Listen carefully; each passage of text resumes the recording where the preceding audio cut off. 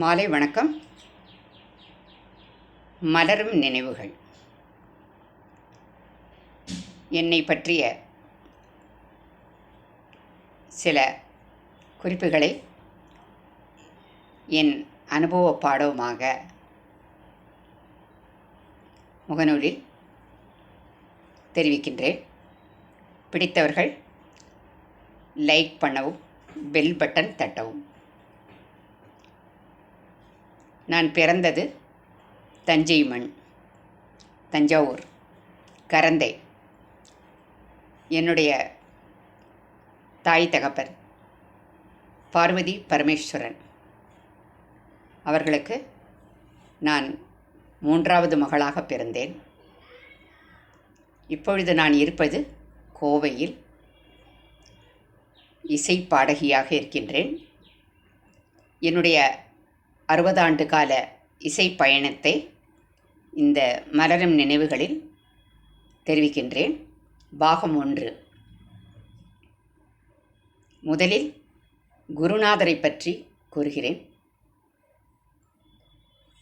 அப்பொழுதெல்லாம் என்னுடைய 7 வயதில் நான் பாட ஆரம்பித்து விட்டேன். இசை ஞானம். எங்கள் குடும்பம் ஒரு இசை குடும்பம். நாங்கள் 5 பேர் சகோதர சகோதரிகள்.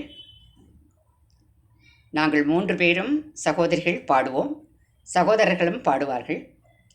மேடை கச்சேரி நாங்கள் 3 சகோதர சகோதரிகளும் பாடினோம். என்னுடைய மூத்த சகோதரி இப்பொழுது இல்லை, காலமாகிவிட்டார், பாக்யலட்சுமி. பிறகு நான், என்னுடைய சகோதரி காஞ்சனமாலா. இந்த 3 பேர் கச்சேரியும் அந்த காலத்தில் மிகவும் பிரபலமாக இருந்தது என்று கூறலாம். அன்றிலிருந்து இன்று வரை சுமார் 1700 நிகழ்ச்சிகள், மேடை கச்சேரிகள் செய்திருக்கிறேன். நான் தனியாகவும் பாடியிருக்கின்றேன், என் சகோதரியுடனும் பாடியிருக்கின்றேன். மேடை கச்சேரி மும்பை டு கன்னியாகுமரி வரை சென்றிருக்கிறேன்.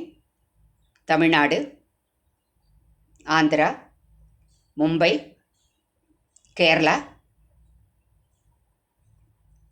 வெளிநாடு இசை நிகழ்ச்சிகள் நடத்தியுள்ளேன். மிகவும் மகிழ்ச்சிகரமான ஒரு மலரும் நினைவு என்று கூறலாம். அப்பொழுது 7 வயது எனக்கு இருக்கும்பொழுது நான் பாட ஆரம்பித்து விட்டேன்.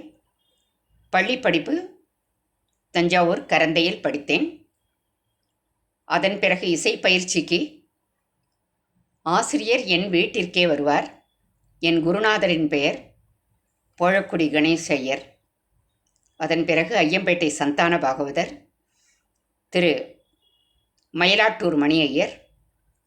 அதன் பிறகு வேதாரண்யம் கனகாம்புஜம் பள்ளி இசை ஆசிரியராகவும் இருந்தார்கள். எனக்கு ஸ்பெஷலாகவும் பாடங்கள் கற்பித்தார்கள். சிறு வயதிலிருந்தே பாட்டு ஞானம். 7 கட்டை சுதியில் பாடுபவள் நான். இசைதான் என் உயிர் மூச்சு. எப்பொழுதும் பாடிக்கொண்டே இருப்பேன். ஞான குழந்தை என்று கூறுவார்கள். என் குடும்பத்தார் அனைவரும் என் இசைக்கு மிகவும் உறுதுணையாக இருந்தார்கள் என்று கூறலாம். 10 வயது இருக்கும் பொழுது தலைவர்கள் தஞ்சைக்கு வரும்பொழுது பள்ளி மூலமாகவும் என்னை இசை பாடுவதற்கு, மேடையில் பாடுவதற்கு அழைத்து செல்வார்கள். அப்பொழுது திரு காமராஜ நாடார், திரு வெங்கட்ராமன், திரு பக்தவத்சலம், திரு கக்கன், திரு லூர்தம்மாள், இவர்கள் அங்கு தஞ்சை வந்தபொழுது மேடையில் பாடினேன். அதேபோல் கலைஞர் அவர்கள் ஒரு முறை திலகர் திடல் வந்தபொழுது என்னை பாடுவதற்கு அழைத்தார்கள். இந்த தருணங்களை என்னால் மறக்க முடியாது வாழ்க்கையில். அப்பொழுது சிறு வயதாக இருப்பதனால் மேடையில் மைக்கை பிடித்துவிட்டால் எனக்கு கொஞ்சமும் பயம் கிடையாது.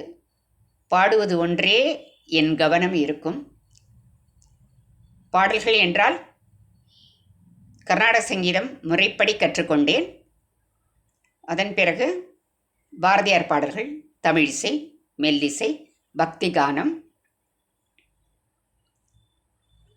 என்னுடைய இசை கச்சேரியில் முதலில் 1 மணி நேரம் கர்நாடக சங்கீதம், அதன் பிறகு தமிழிசை, அதன் பிறகு பக்தி கானம், ரசிகர்கள் கேட்கும் பாடல்களையும் பாடுவேன். பக்கவாத்தியங்கள் அந்த காலத்திலேயே பெண்கள் பக்கவாத்தியங்கள் முதலில் எனக்கு வாசித்தார்கள். திருவாரூர் பாலம் அவர்கள், மறக்க முடியாது. திருமதி சந்திரா, வசந்தா அவர்கள், திருமதி பத்மா அவர்கள், தஞ்சை சுப்பிரமணியத்தோட சகோதரி அவர்களும் எனக்கு பக்கவாத்தியங்கள் வாசித்திருக்கிறார்கள். ஏராளமான இசை மேடை கச்சேரிகள், கோயில் திருவிழாக்கள், ஒரே ஊரில் பல முறைகள் பாடியிருக்கின்றேன் என்பதை மகிழ்ச்சியுடன் தெரிவித்துக் கொள்கின்றேன். அந்த காலத்தில் அதிகமாக ரயில் பயணம், பஸ் பயணம் அதில்தான் சென்றிருக்கிறேன். எங்களுடன் என் அப்பா வருவார்கள். மேடை கச்சேரி முடிந்தவுடன் விடியற்காலையில் முதல் பஸ் எது என்று கேட்டறிந்து காலையிலேயே புறப்பட்டு தஞ்சை வந்து விடுவோம். தஞ்சை சுற்று வட்டாரத்தில் அந்த காலத்தில் வேறு பொழுதுபோக்கு எதுவுமே கிடையாது. அப்பொழுது ஒவ்வொரு தை மாதத்திலிருந்து, தை பொங்கல் திருவிழாவிலிருந்து மாசி மகத் திருவிழா, பங்குனி திருவிழா, பங்குனி உத்திர திருவிழா, சித்திரை திருவிழா, வைகாசி திருவிழா, இப்படி 10 நாட்கள் வருடம் முழுவதும் இசை கச்சேரிகள் இருக்கும். ஒரு மேடை கச்சேரி முடிந்தவுடன் அடுத்த மேடை கச்சேரி எனக்கு புக்காகிவிடும். அது இறைவன் கொடுத்த வரம் என்று நினைக்கின்றேன். குரல் வளம் அப்படி 4 மணி நேரம் தொடர்ச்சியாக இசை கச்சேரிகள் செய்திருக்கின்றேன். முக்கியமாக தஞ்சையில் முதலில் என்னுடைய அரங்கேற்றம் காசி விஸ்வநாதர் ஆலயத்தில் நடந்தது. அதற்கு ஆச்சாள்புரம் வெங்கடேசன் அவர்களும் திருமன்னார்குடி சக்திவேல் அவர்கள், நாகை வடிவேலு அவர்கள் பக்கவாத்தியமாக